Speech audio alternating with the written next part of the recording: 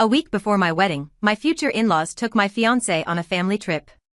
He came back acting distant and said, "I think we should take a break." I smiled, handed him a file, and said, "That's funny. Because I just got some information on that trip." When he read it, he looked at his parents in pure rage. I was supposed to get married last month.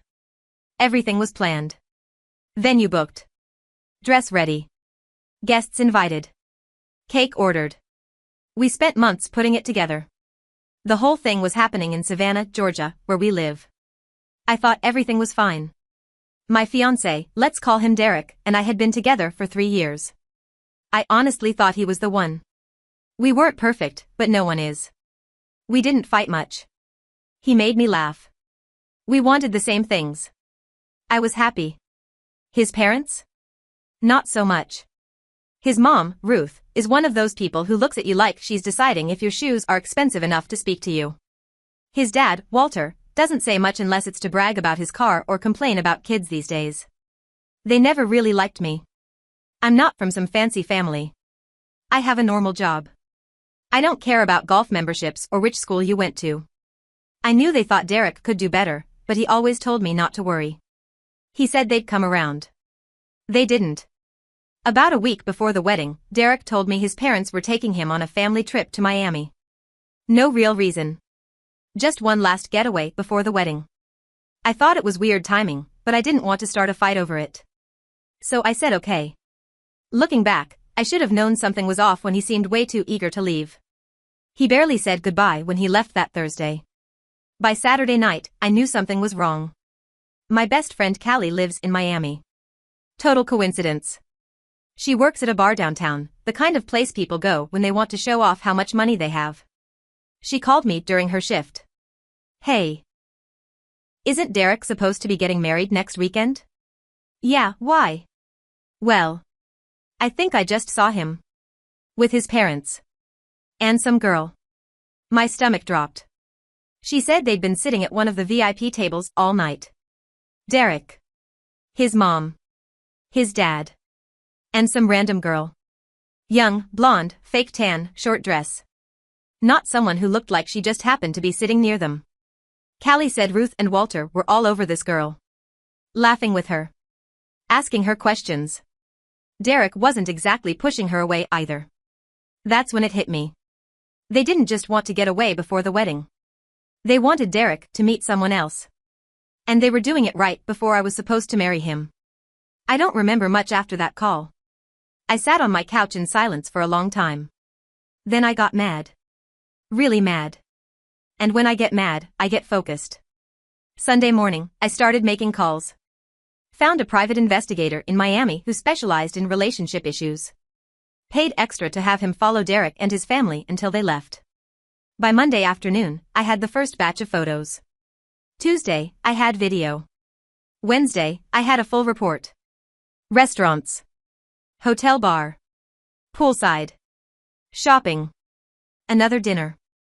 Every single event, Derek was next to that girl. Holding doors. Laughing at her jokes. Sitting close. His parents? Encouraging it. There was even a photo of Ruth and Walter walking ahead of them, holding hands like some proud parents, while Derek and this girl lagged behind, whispering to each other.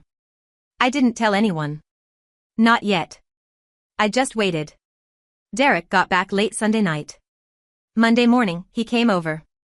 I acted normal. Made coffee. Asked how the trip was. He was quiet. Jumpy. Wouldn't look me in the eye. Then he said it. "I think we should take a break." I stared at him. A break. 6 days before the wedding. I didn't ask why. I didn't ask what changed. I just smiled. Reached over to the table, grabbed the folder with the photos and the report, and slid it across to him. "That's funny," I said. "Because I just got some information on that trip." He opened it. At first, he looked confused. Then his face went white. I watched him flip through the pictures. Over and over. Like maybe if he looked at them long enough, they'd change. They didn't. And that's when the front door opened. Walter and Ruth walked in like they owned the place. Ruth was carrying a planner. Walter was on his phone. Hope we're not too early, Ruth said. We have a lot to go over, Todd. Then she saw Derek's face. And the folder. And me, sitting there with my coffee, watching all of it. Nobody spoke. For a full minute, it was dead silent. Then Derek finally found his voice. What the hell is this? He wasn't asking me. He was looking at Ruth and Walter. Walter pretended he didn't hear. Ruth tried to laugh. Oh, come on. Don't be dramatic. Derek looked back at the folder. Then at me. How did you get these? I shrugged. Doesn't matter. You and your parents can figure out what to do next. I'm done. That's where it sits right now. No final decision yet. Wedding's obviously off for now. I haven't even told most of my friends or family. I'm still trying to figure out what to do next. But watching Derek realize his own parents tried to swap me out for someone else, 5 days before we were supposed to say our vows. Let's just say it was the first good moment I'd had in days. The silence after I said I was done hung in the air like a thick fog. Ruth set her planner down on the counter like we were still going to sit down and talk about flowers or seating charts. Let's not overreact, she said, all smooth and fake like I was being difficult on purpose. These pictures don't mean anything. We just wanted Derek to meet some new people. That's normal. I looked at Derek. He was still staring at the folder like he was trying to read the words through the pictures. New people? I repeated, louder than I meant to. A week before our wedding? You thought that was normal? Walter finally looked up from his phone. Don't make a scene, he said without even blinking. We were thinking long-term. We didn't want Derek tied down if there might be better options. I swear I felt the air leave my lungs. Better options. Derek didn't say a word. He just kept flipping through the folder like the outcome might change if he checked again. His face was red now. Embarrassed? Angry? I couldn't tell.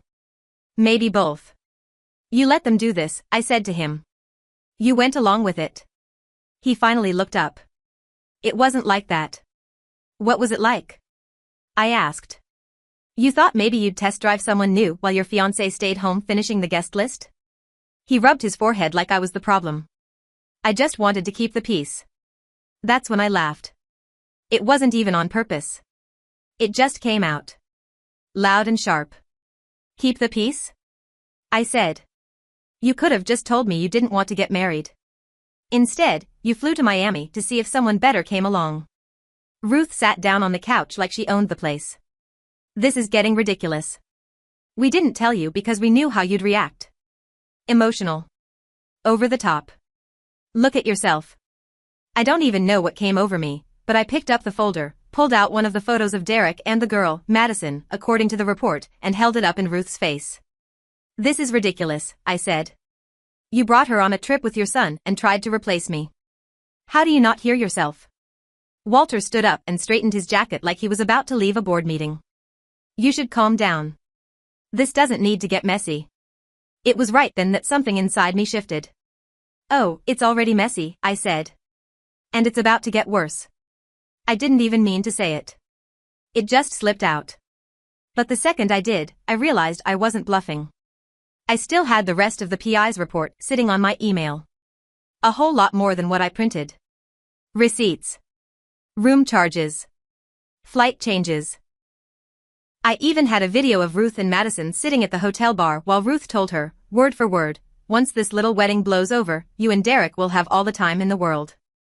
I hadn't shown Derek that part yet. Or anyone else. But now I was thinking maybe I should. Derek ran a hand through his hair. Look, I don't even like Madison. My mom invited her. It wasn't my idea. Did you tell her to leave? Did you tell your parents no? Silence. Yeah. Thought so. Then Ruth looked straight at Derek, completely ignoring me. Enough. Don't let her ruin everything. We can fix this. Just tell her you didn't mean it. Get her to calm down and we'll move forward. She actually said that. Right in front of me. Like I was just a problem to smooth over. That's when Derek finally snapped back to life. Mom. Stop. And for the first time, Ruth looked surprised. What? Stop, Derek said again, quieter this time. You're making it worse. Oh, now I'm making it worse? Ruth shot back. I'm the one who spent months cleaning up after her bad taste. Do you know how embarrassing this wedding has been for us? The guest list. The menu. The decorations. None of it is up to standard. My head felt like it was going to explode. I couldn't believe what I was hearing. I looked right at Derek. And this is what you're okay with? You're still going to defend them? He didn't answer. That's when my phone buzzed on the table. I glanced down. It was Callie. Text message, girl. I just overheard Madison at the bar. You're not gonna believe what she's saying. Call me ASAP. I locked eyes with Ruth. I think I'll be making some calls, I said, standing up. Actually, I think I'll be making a lot of calls. Walter finally decided to speak again. Let's be reasonable. We don't need to drag this into something public. Too late. Because that's when I got an idea. If Madison was still in Miami running her mouth, I wanted to hear exactly what she was saying. And if Ruth and Walter thought this was going to stay quiet? They had no idea who they were dealing with. I didn't answer Callie's text right away. I just stood there, staring at the three of them sitting in my living room like this was some normal Monday morning. Derek looking guilty. Ruth looking annoyed. Walter pretending he wasn't involved. And all I could think was, what else are they hiding? Because if Madison was still in Miami talking, and Callie thought it was important enough to text me during work, there was more to this. I turned to Derek. How long have you known Madison? He shook his head. I told you. I didn't know her before the trip. Ruth scoffed. Please. Stop acting like you're on trial. Nobody did anything wrong. But Derek, he didn't look so sure anymore. I grabbed my phone and walked into the kitchen. Called Callie. She picked up on the first ring. Hey. You need to hear this, she said. Madison's been here all afternoon bragging about how she's finally sealing the deal. I didn't say anything. And, Callie continued, she told her friend your wedding was never supposed to happen. Apparently, Ruth promised her that if she got close enough to Derek on the trip, they'd take care of the rest. Take care of the rest? I repeated. Yeah. Like, end the wedding. Replace you. Madison's been telling everyone that she was flown out to Miami specifically to break you two up. That's when my heart started pounding. This wasn't just some random invite, Callie said. They planned it. I hung up. Walked back into the living room. Set my phone on the table and looked straight at Ruth. So, I said, how much did you pay her? She blinked. Excuse me? Madison. How much did you pay her to come on the trip and throw herself at Derek? Walter shifted in his seat. Derek rubbed his hands over his face. Ruth smiled. You really are dramatic. I just got off the phone with someone who heard Madison explaining the whole plan. She said you promised her the wedding would be called off. That Derek would be available. So again, how much did you pay her? Still no answer. Then Derek looked at Ruth and said, quietly, wait. Did you? And Ruth, bless her heart, didn't even deny it.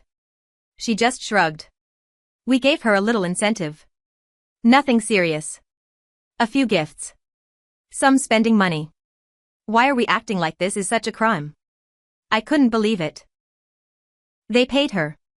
Literally paid another woman to help break us up before the wedding. And Derek.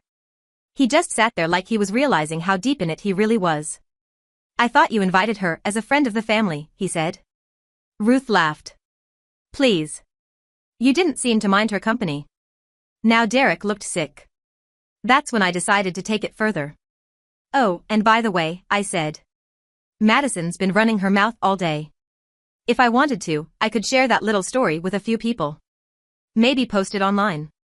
Maybe send it to the venues. Maybe let the wedding guests know exactly why things are off. Walter cleared his throat. There's no need for that. Let's not do anything drastic. But I wasn't done. Drastic?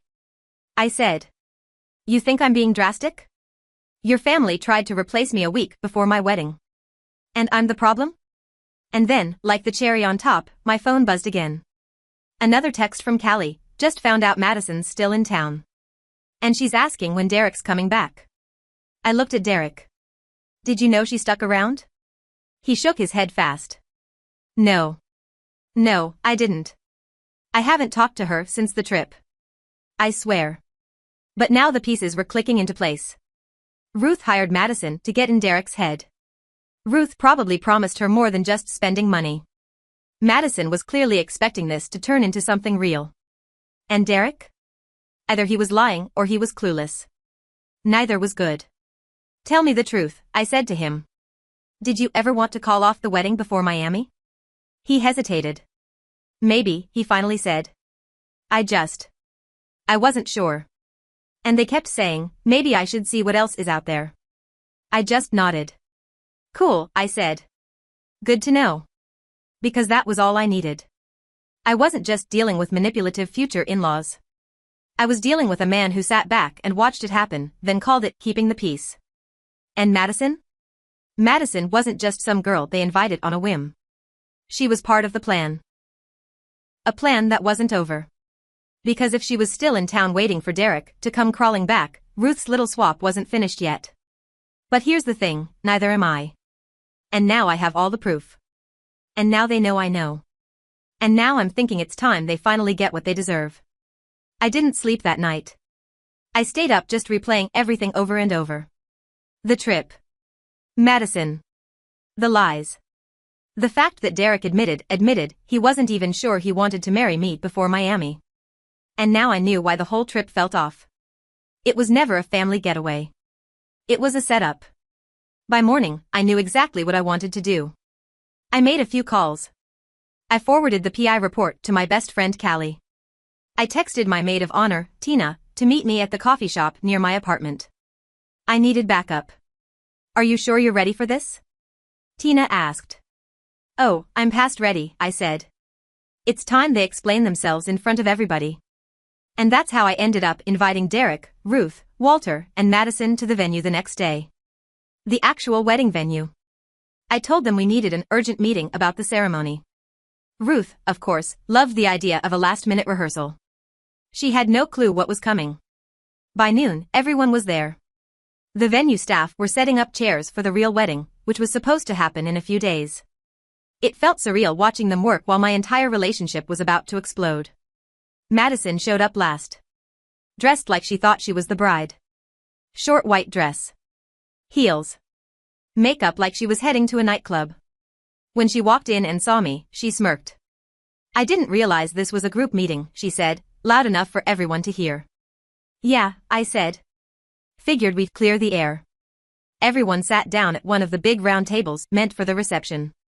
Derek looked exhausted. Walter looked bored. Ruth looked smug. Madison looked like she thought she'd already won. And me? I opened my laptop, connected to the venue's projector, and pulled up the photos from the PI report on the big screen behind me. First slide, Derek and Madison by the pool. Second slide, Ruth and Madison having drinks. Third slide, Madison kissing Derek on the cheek while Walter watched. Nobody spoke. Then I hit play on the video. The one where Ruth told Madison, word for word, once this little wedding blows over, you and Derek will have all the time in the world. The room was silent except for the sound of Ruth's own voice echoing off the walls. When it ended, I turned around. Anyone want to explain that? Ruth finally broke. Oh, grow up. You're making this into a scandal. Nothing happened. Derek didn't cheat. Madison is just a friend. A friend you paid, I said. We know. Madison told everyone at the bar in Miami. Half of South Beach knows the plan by now. Madison flipped her hair. Well, I wouldn't say half. But yeah, it wasn't exactly a secret. Your little wedding was never going to happen. Derek deserves someone who fits in. Someone with class. She actually said that. Out loud. Tina, who had been quiet until now, let out this sarcastic laugh and muttered, Jesus Christ. Then Derek stood up. And I thought, maybe for a second, he was about to defend me. But no. He looked at his mom. Then at Madison. And then at me. And all he said was, I think we should all just go our separate ways. That's when I realized he was never going to stand up for me. Not now. Not ever. This wasn't just Ruth's plan. Derek was fine with it. Maybe he didn't come up with the idea, but he let it happen. He watched it happen. He wanted an out, and his parents handed it to him. I closed my laptop, packed it into my bag, and stood up. Well, I said, this is the last time any of you will ever see me. Good luck explaining this when people start asking why the wedding's off. And with that, I left. The second I stepped outside, Tina followed. You handled that like a queen, she said. Seriously. You should have slapped someone, but that was better. Callie called me about 10 minutes later. You are not going to believe this, she said. Madison's already posting Instagram stories acting like she just got engaged to Derek. I mean, literally hashtagging things like #future misses and #upgrade. I laughed. Not because it was funny. Just because, what else can you do? By the end of the day, word started getting around. People were texting me, asking why the wedding was suddenly cancelled. Ruth tried to spin it as mutual differences, but it didn't stick for long. Madison couldn't keep her mouth shut. By the next week, everyone knew. And here's the fallout, Ruth and Walter? Lost a lot of friends over it. Turns out people don't like being part of a wedding where the groom's parents are caught trying to bribe another woman into replacing the bride. Derek? Stuck with Madison for about 3 weeks. She bailed as soon as she realized the social status she was promised wasn't real. No wedding, no fancy lifestyle, no cash. Just Derek and his wet cardboard personality. Madison? Got roasted online. Callie may or may not have shared some of those Miami stories with the right people. And me? Honestly? It hurt. It hurt way more than I wanted to admit.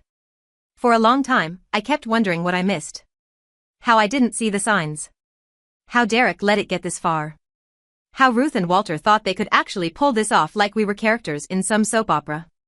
But once the dust settled, there was this weird piece. I wasn't married to a man who didn't love me. I wasn't tied to a family that thought I wasn't good enough. And instead of spending the weekend crying in my old wedding dress, I spent it with my real friends. We threw the most ridiculous non-wedding party you've ever seen. Champagne. Karaoke. Even brought my wedding cake and smashed it with forks. And somewhere around midnight, I realized I wasn't sad anymore. I was free. And honestly, that felt better than any wedding ever could.